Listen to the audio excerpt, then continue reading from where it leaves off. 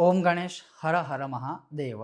હવે આ વખતે ઘણું બધું કન્ફ્યુઝન ચાલી રહ્યું છે અને ઘણા લોકોએ મને ઇન્સ્ટાગ્રામમાં, ઘણા લોકોએ મને વોટ્સઅપમાં મેસેજ કર્યો છે કે ગુરુજી આ વખતે મકર સંક્રાંતિ ક્યારે છે, એનું મહત્ત્વ શું છે અને ઘણું બધું કન્ફ્યુઝન છે।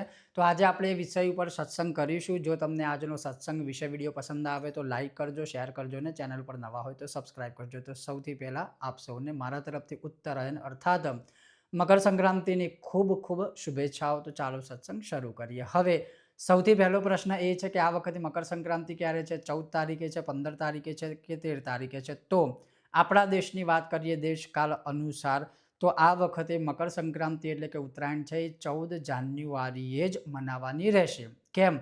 તો મકર રાશિમાં સૂર્ય ભગવાનનો જે પ્રવેશ છે એ બપોરના 3:08 થવાનું છે, એટલે મકર સંક્રાંતિ ત્યારથી શરૂ થશે। એટલે મકર સંક્રાંતિ 14 જાન્યુઆરીએ જ રહેશે।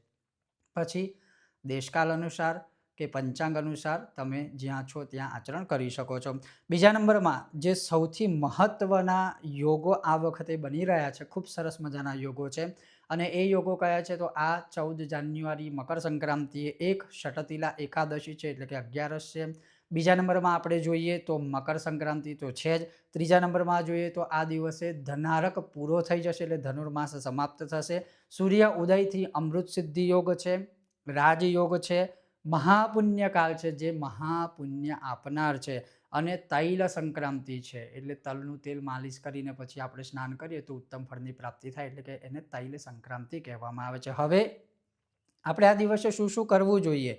તો આ દિવસના અમુક જે વિશેષ ખાસ કરીને શાસ્ત્ર પ્રમાણે આપણી મનોકામનાઓ પૂર્ણ થાય એના માટેના અમુક પ્રયોગો છે એ તમે હવે શ્રવણ કરો। સૌથી પહેલાં તો એમ કે આ વખતે આપણે આ મકર સંક્રાંતિ કરીએ તો પ્રયત્ન એવો કરવો કે બ્રહ્મ મુહૂર્તમાં ઉઠી જઈએ। બ્રહ્મ મુહૂર્તમાં ઉઠ્યા પછી આપણે જ્યારે સ્નાન કરીએ ત્યારે સ્નાન કરતી વખતે પાણીમાં એટલે કે જળમાં, જો આમ તો સંભવ હોય તો તીર્થ સ્નાન કરવું વધુ સારું, પણ તીર્થ સ્નાન ન થાય ને આપણે ઘરે જ સ્નાન કરીએ તો જળની અંદર જે છે એ થોડા તલ પધરાવો અથવા તલનો પાવડર પધરાવો અને ગંગા આદિ તીર્થોનું સ્મરણ કરી સ્નાન કરો। આમ સ્નાન કરવાથી અજાણતા થયેલા પાપોનું શમન થશે, સ્થિર લક્ષ્મીની પ્રાપ્તિ થશે અને આયુ અને આરોગ્ય સારું રહેશે।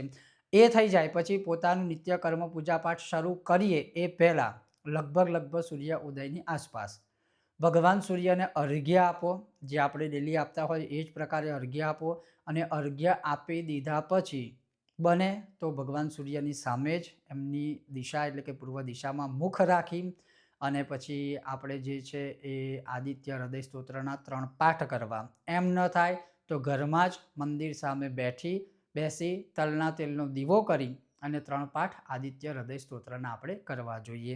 એ બધું પતી જાય પછી આપણે આપણું જે નિત્ય પૂજા પાઠ કર્મ આદિ છે એ બધું કરી જ લેવાનું અને એના પછી જે બધા સત્કર્મો કરવાના છે એ કરવા જોઈએ। હવે મારા તરફથી એવું માર્ગદર્શન કદાચ હું તમને કહી શકું કે આપી શકું કે બપોરના 3:08થી લઈ લગભગ 6:30ની વચ્ચેનો સમય છે, એમાં જો તમે આ બધા કાર્યો કરશો તો વધુ સારું અને કદાચ કોઈને દેશકાળ અનુસાર આ સમય કદાચ અનુકૂળ ન રહે તો તમે પછી ગમે તે સમયે કરશો તો પણ ચાલશે। સૌથી પહેલું કાર્ય એ છે કે ગાય માતાને ઘાસ ખવડાવવું એ સૌથી ઉત્તમ છે।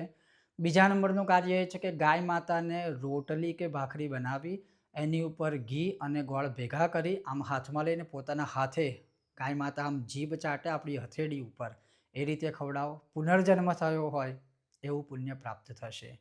ત્રીજા નંબરમાં ગાય માતાની જેટલી અધિક બની શકે એટલી સેવા કરવાની।